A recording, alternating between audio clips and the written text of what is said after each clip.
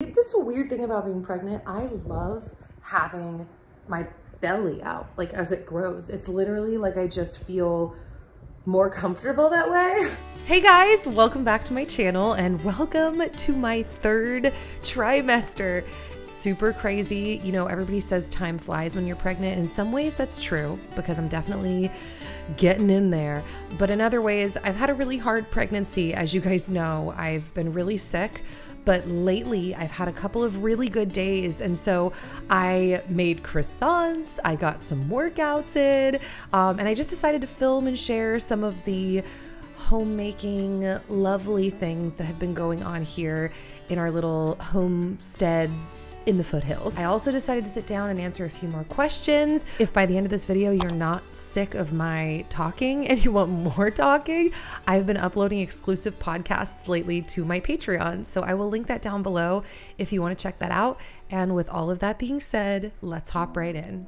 All right, so the way that this pregnancy has worked is, and I mean, this is probably how most people's pregnancy works. It's just been rough with all of the sickness, but I feel a lot of times like I'm drowning and then I'll come up for air. And when I come up for air, basically meaning like I can do something else other than just feeling nauseous and gross, I try to just look at my list and go, okay, what needs to be done?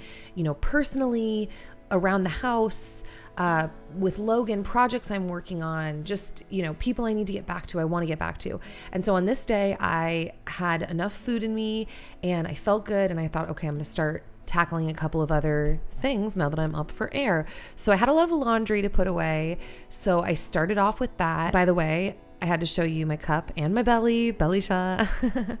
But how cute is this cup? This is called the Slim Cup. You've probably seen it if you didn't hop on the Stanley bandwagon. I got this cup as a gift to myself. Once I started keeping more water down, I was like, I want a cute cup now. I want a cute cup. So I think it's super cute.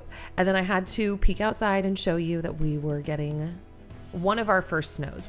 I think this was actually our second snow of the season. Snow started so late for us up here this year, which I'm very grateful for.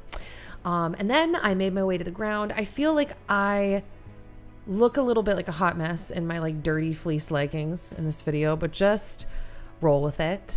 And ironically, this was actually the last day, this is last week, when that I did this exact routine. This has been like my go-to routine basically since my knee dislocation last year. And it was like given to me by my physical therapist. I've seen a lot of muscular change and pain, and just it's been really great. But actually after I did this, long story short, I kind of realized that, okay, I need to change up my workout a bit because I'm definitely dealing with like pelvic girdle pain as my body is starting to expand. So between some stuff I've looked up online, I'm not working with my physical therapist right now because she is actually farther away from me now. That's a long story short. But and then conversations with my chiropractor, I'm actually doing a different routine. Not that that matters, but you know, Dan was working in the garage. I was doing my routine.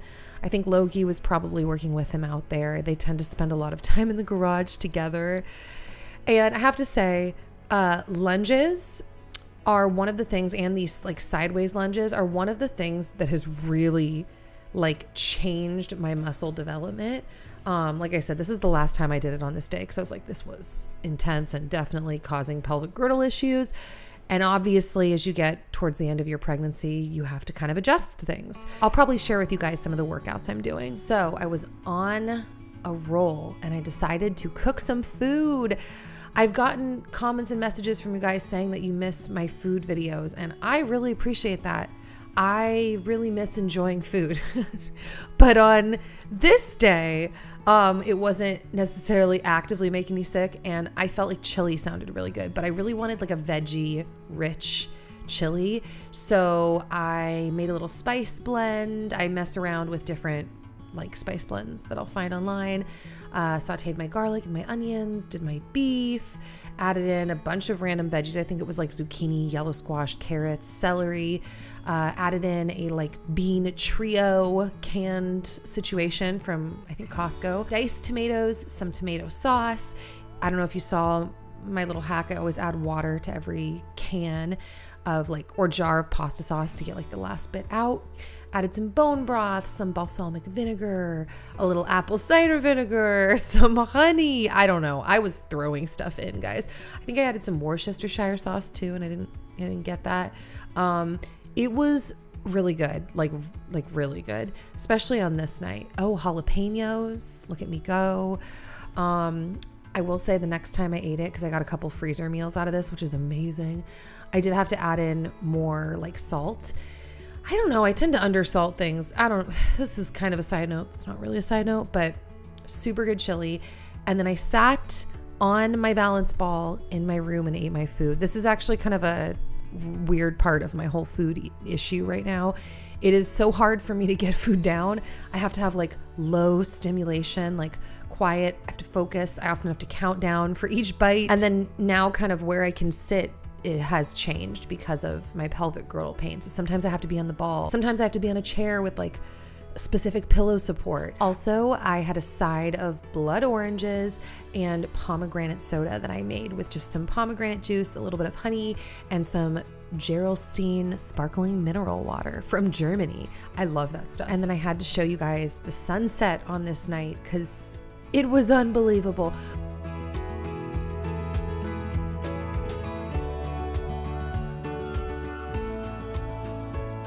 Okay, so on this day, I decided that I wanted to make some tortillas because we wanted to make tacos. And we weren't sure if we were going to make them on this day or the next day, but I knew I needed to get some tortillas ready. So I love making tortillas at home. I think they're like a million times better than what you can buy at the store. And then I thought I'd show you what was going on with my sourdough starter, because once I got my corn tortilla dough mixed and set aside, I moved on to my next little project, which is not a little project, guys. This has been literally 2 years in the making, and that is making croissants. So I mixed together all of my ingredients for the first mix so I could let everything bulk ferment. Yeah, guys, 2 years. I've been watching videos, reading blog posts. In some ways, I'm a very detail-oriented person. In other ways, a real detail-oriented person would never call me that. Because when things are very, like instructional like this, like step by step, you got to be really specific. I get intimidated. I feel like there's just a lot to get my head around. But I was very excited on this day. It had gotten to the point where I was really sick the few days leading up to this. And then I was like, I'm doing it this week. When I have a good day, I'm doing it. I want it. It'll make me feel excited. I'll enjoy the croissants. And so on this day, when I was having a better day, I was pumped. And yeah, so once I mixed my croissant dough, I set that aside, and then I was on a roll, and I decided to mix up a fresh loaf of my like regular sourdough sandwich bread. This is the easiest sourdough sandwich bread ever. I'm not kidding. And it's amazing. Like, I can't hype this stuff up enough. People who actually go watch the video that I made about this bread will say to me in the comments, like, I didn't believe you. Like, this stuff's incredible. I'm like, I know. My sister-in-law gave me this recipe about 2 years ago when I got back into sourdough after we had moved to Idaho and I had a miscarriage, and I had committed to switching all of our bread products to being homemade and fermented. And this was the initial way I started because it was such an easy in, and I still do it all the time. Amazing. As a big promo for this video and this recipe, but I will link that down below. And if I forget, remind me. I had to pause this video. Actually, if I'm being really honest, I paused this video and ended up like breaking out into a full-on praise song because I was just looking at this clip of them building their snowmen and thinking about how grateful I am for Dan as a husband and a father, and then just seeing my little boy. It's crazy that there's another baby en route, guys. I'm literally trying to not cry. Okay, don't cry. Here we go, guys. This is part of what's intimidating about making croissants, and that's beating out this butter block. Now, the number one thing, tippity top tip, if you're gonna make croissants, like this is it. Keep your butter at the right temp. All you have to do that is just utilize your fridge. So you're gonna be making pauses sometimes and putting the butter in the fridge, taking the butter out, because it's gotta be pliable. But once it starts melting, like the pause button's gotta happen. It's gotta go in the fridge. So if you keep that in mind just for every step, that's probably the top thing in my opinion. it was also difficult for me, once again, like my detail issues, to just understand exactly what they were even saying with all this like measurement stuff and the cuts. And like, this does not feel real Nikki P to have like a tape, measuring tape out, but look at me. It's a new chapter, everyone. Yeah, you do it in stages. So as you can see, I did a whole lot of rolling, a whole lot of folding. The butter is now officially packaged into it. And this is a sourdough croissant, by the way, if I didn't say that. And I will link the recipe that I followed down below. Yeah. So anyways, this is the next day, as you can see. So it went in the fridge. And I think this ended up taking me 3 days. The process would normally take maybe about 2 days, but I, had stuff going on, ended up getting sick that other night as well. So I'm, making croissants in between sickness and just life. So this was the next rollout. As you could see, Dan would kind of jump in with me, help me occasionally. And then he helped me understand what the blog post meant in regards to this whole shaping situation. I didn't understand the wording. I didn't get it. He explained it to me or like helped show me. And then, yeah, as you can see, I did it. Now, what's interesting and makes total sense, is that the farther, like as you're going with these croissants, the farther you go down the line, the butter's getting warmer. So I just want to throw that out there as well. I could totally see croissants benefiting from, like, I don't know, if you have, which I used to have one, but it got lost in the move, which is a long story.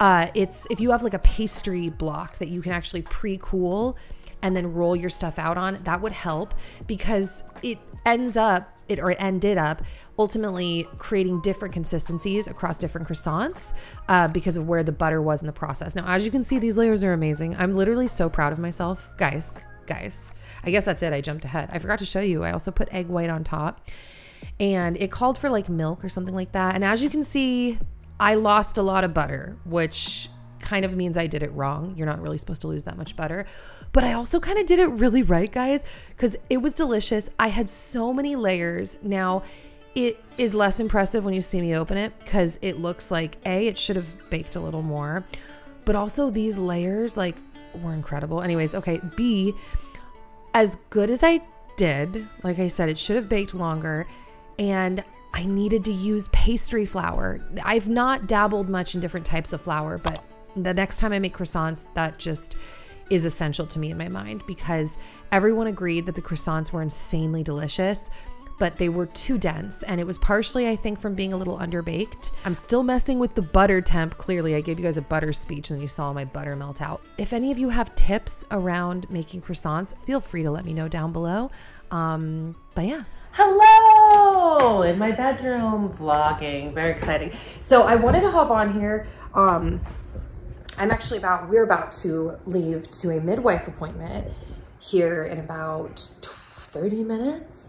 And I had to get dressed. Well, I didn't have to get dressed. I guess I could have gone to my midwife, however, but I got dressed, kind of, although I still need to get dressed. Dude, I know we've talked about this, especially when I was pregnant with Logan, but it's a weird thing about being pregnant. I love having my belly out, like as it grows. It's literally like I just feel more comfortable that way. So anyways, I want to answer a few more questions because my last video, which was a Q&A, I went in depth. I'm kind of thinking I might resituate onto my bed right here. Let's see. Okay, this isn't really going so well. See my cooler in the background? That, if you watched my last video and you heard about my middle of the night snacking, that's the cooler that holds the middle of the night snacks. Although I haven't been having them the last few days. Yeah, I moved, by the way, on the bed. It's like, man, when you're pregnant, it's amazing how you're just like, oh, how are you comfortable? Here we go. And it's crazy because I know, like, I've officially entered a new chapter of pregnancy. You know, like all of my pregnancy thus far has been, well, like nausea and vomiting, hyperemesis gravidarum. But that's pretty much it. Like I've had 3 headaches my entire pregnancy. I mean, I've had other things, but honestly, that's what it's primarily been, has been the nausea and the vomiting. And the nausea and the vomiting comes with like just lots of snot, and it's so different than regular vomiting. This has literally taken so much like repositioning and readjusting. I'm actually not even sure where I left off or what I was gonna say. Oh yeah, that I'm entering a new chapter in pregnancy. Also, I totally grabbed a pan out of the oven the other night. I never do stuff like that. A lot of my friends have been really clumsy from the beginning of their pregnancy, and I've been kind of clumsy, but not like that clumsy. Lately though, I guess I should fold this laundry if I'm sitting here. Lately though, the clumsiness factor has gone through the roof. Like just doing things that like, some of you might be laughing. You might be like, Nikki, you're such a clumsy person. We've been watching you long enough to know this, but I don't know. I've just been doing a lot of things that I don't normally do lately, making a lot of mistakes, like grabbing a hot pan out of the oven, because by the way, I learned how to make the best French toast recently. It was probably one of the most enjoyable meals. Like it's really weird. And that's part of what's so weird about explaining the whole hyperemesis thing is like, I don't have an appetite ever anymore. Like I haven't had an appetite since I've gotten pregnant. I've told Dan a bunch, it's so weird to have like your hunger cues change from like hunger to I feel sick. I think that means I'm pregnant. It's like so opposite anything else. How cute are these jammies? I love these jammies. I got them at the Just Between Friends sale for Logan. Anyways, it's weird. But when, like, as much as I can enjoy food right now, I really enjoyed the French toast I made. I can only imagine how much I'm going to enjoy it when I'm not pregnant. And the key was, after you grill it like on the stovetop, is to stick it in the oven for like 10 minutes, like 350. You just keep checking on it, like tapping the bread. It like sets the creme brulee or whatever into the toast so it gets crispy. So if you're a person like me who likes French toast, but does not like once it gets all, like you get to the soggy part or whatever, you're like, oh, this is soggy. Some people really like that. I've actually seen comments where people are like, but I like soggy French toast. I don't. So there's a hack for you, or a trick. Okay, so I should really get to the point though, because we gotta go to this midwife appointment soon. I'm actually gonna grab my computer. Okay, actually that's funny, I grabbed the computer, I can't even find the question. But I know someone asked me, it was either here or somewhere recently, they asked me how I went about, like how you go about finding a midwife and, or a doula, just like how you do all of that. And I wanted to say that I think the way that you find someone is the same way that I think is like the best way to find anything in any area of your life pretty much. And that's to tap into the community that you already have, the people that you already like, that you know, that you trust, and you get their feedback and their opinions. I think that's true of a lot of things, right? Like people like, you know, can sometimes be set up on dates with people through friends, and it's like, oh, there was already that connection there. They're already kind of vetted. And so that I think is the best way to go about finding a midwife and or a doula. I'm assuming you guys know, if you're watching this, that there is a difference. Even midwives, there's so many different types of midwives, not only in terms of like the certifications they have, like are they an actual medically licensed nurse? Did they work in a hospital before? Do they currently work in a hospital? There's also a term that I've heard used a lot, depending on where your heart is and your head is and all of this, called midwives, which is where there's kind of this like, it's gonna be really interesting over the next few years to see how the midwife industry changes, because I know for a lot of different reasons, it frustrates a lot of like Western medical professionals, or just, I don't know, establishment medical professionals, when midwives are kind of outside of the system, which are kind of, I don't want to say that that's what I prefer, like outside of this, but kind of, in the sense that like, obviously my midwife is not through a hospital. My previous midwife, who was amazing and an angel in Nashville, she was a nurse in a hospital prior to becoming a midwife. And then now she's in a practice, you know, just of midwives, like for babies. It's not like in a hospital. And, you know, so that, she was great. In general though, because I found through a lot of the research and the learning that I've done, that there's a lot of protocols within hospitals, it seems, that are just like different than what I'd want to do, or different than I'd want my midwife to do.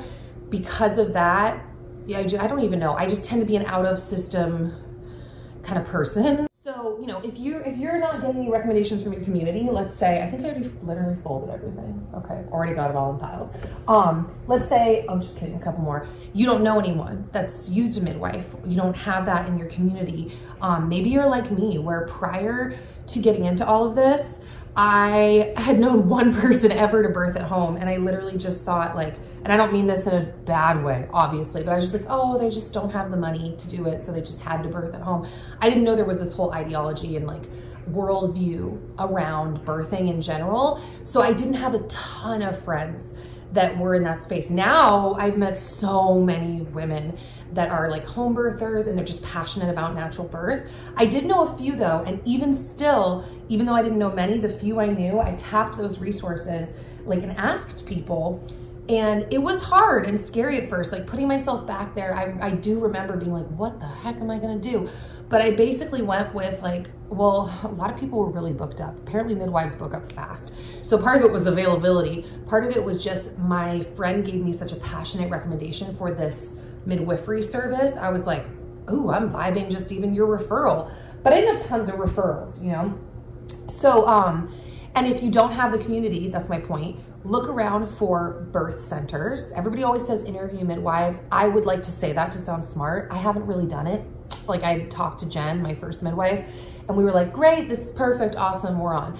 And then same thing with my midwife right now, Rebecca, was just one conversation, and it was just me assuming, oh, we're gonna work together. That's kind of the thing, is I've gone into both of them assuming, not only because of the referrals, that like, oh yeah, we're probably gonna work together, but B, I really just need someone that I feel like, can you get my baby out alive? And what I mean by that, that's a really crass way to put it, but are you gonna keep me safe and my baby safe? But really, so my bar is kind of low in that sense, because I feel like ultimately I'm the one that's gonna have to, it's gonna fall on me. Whether that's true or not, there is this personal thing where it's like, it's not that I don't care who my midwife is, because I want the right midwife. And my midwife right now is very much in line with all of those things I said, like very much, you know, she has clients that have free birthed, and she kind of knew about it beforehand and was there for the afterwards. She knew that that's something that they would be interested in if it panned out that way, and she was cool with it. You know, just very like laid back. I hate the word hippie-ish, but we'll say that. But even still, from the beginning, I was just like, dude, this is on me. I don't even know when I'm calling the midwife. And so I just have to not like you. Like I have to not get bad vibes from you, and we're probably good. So someone asked, how are you preparing for baby number 2 post-birth? And is it different from how you did it with Logan? And what I would say is, as a general like thought, I'm not really trying to do anything too different. I feel like we did a good job of like letting me rest. I felt rested. I felt like I did a diastasis recti program through Moodoo Systems that I enjoyed, my chiropractic. I'd say the only thing that pops up in my mind is we live near my parents now. And so really just, I plan on getting more help. Like, I don't know how else to put that. After we had moved to Nashville, which we were very happy to move there for a lot of different reasons, loved it, changed our life. It became apparent after we had Logan, for us, it was like, dude, are we really gonna do this without my family or his family? Like, for us, it just suddenly felt so not right for us, and we felt so separate. And even though it was chill, especially because we worked entirely from home, and we still do a lot of work from home, but there wasn't family there. And I acquired a pretty bad back injury later in that first year, first 6-7 months of Logan's life. Oh no, that was later in the year, because that was like November. Anyways, I think that was tied to just like overwhelm, just having to handle everything when Dan had to leave town for a few days. And so really it's just having my parents' support. But we're kind of planning on doing the same thing in the sense that like, I am going to, God willing, cook a bunch of postpartum meals and just prep as much as I can. I live in an area now, we might do some meal train stuff. Some people have offered for us to be a part of that. We didn't take part in that in Nashville just because I was so picky about the way I eat, but I feel like a lot of the people in my community out here eat very similarly. But yeah, pretty much just gonna chill, recover. Yeah. So someone asked if I ever considered doing a podcast. Says you have such interesting thoughts and ideas. Thanks, Paula.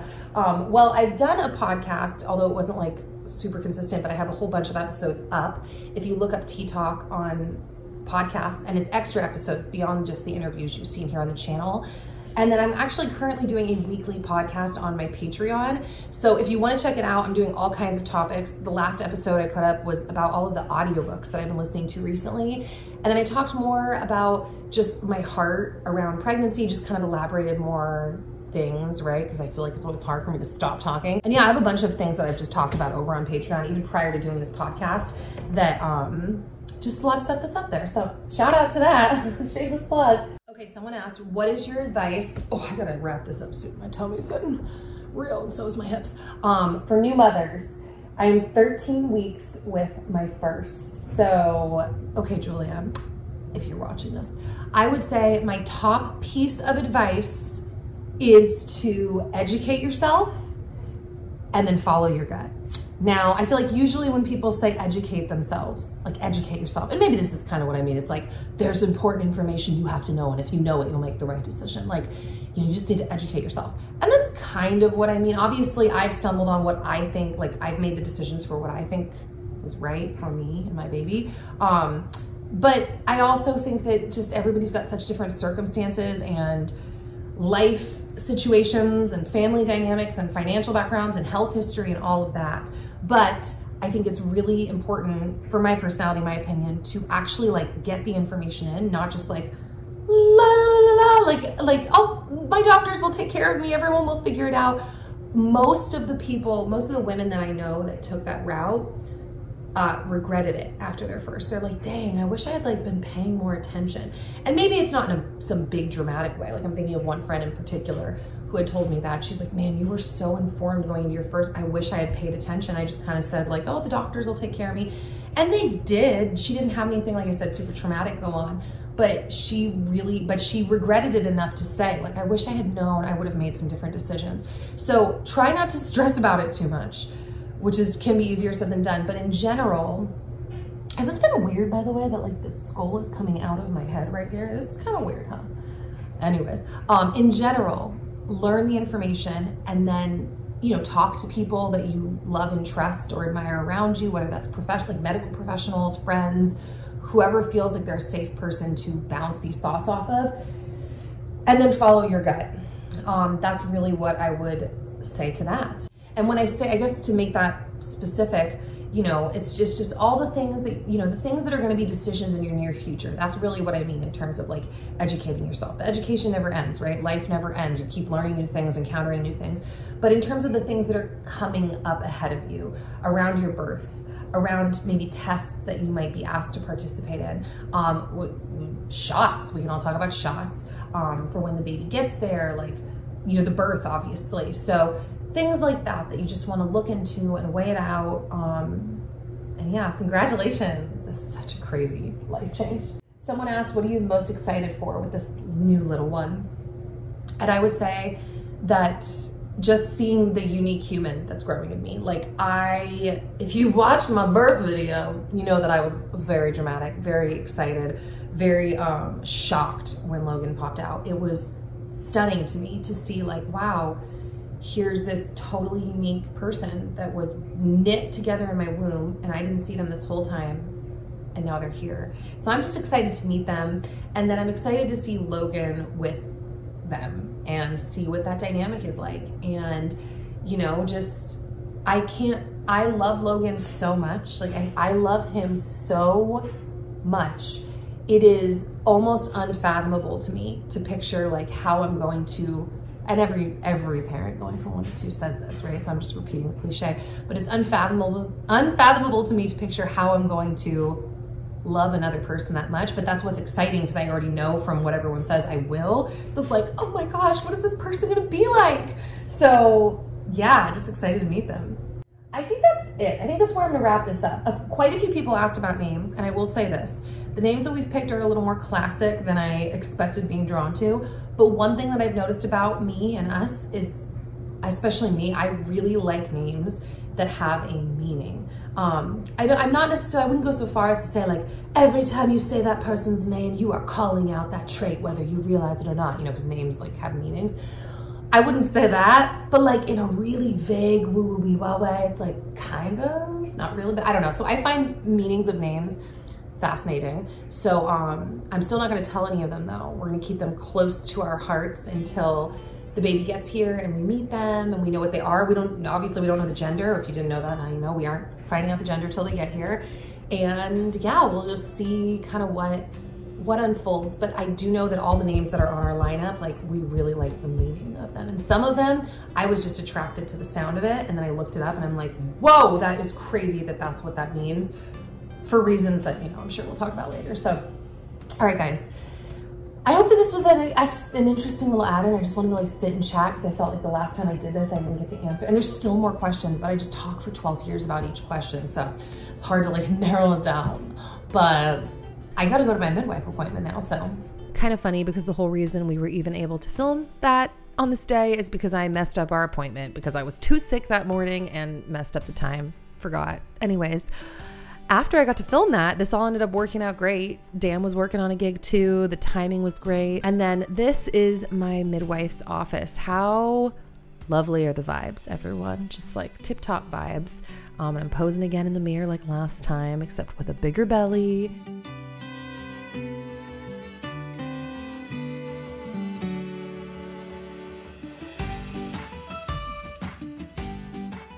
This art is so beautiful to me, and just had to show that because I just think it's beautiful. So if you have never worked with a midwife, your appointments are typically a half hour to an hour long, and we really talk about like all things about the birth. So medical stuff will get brought up.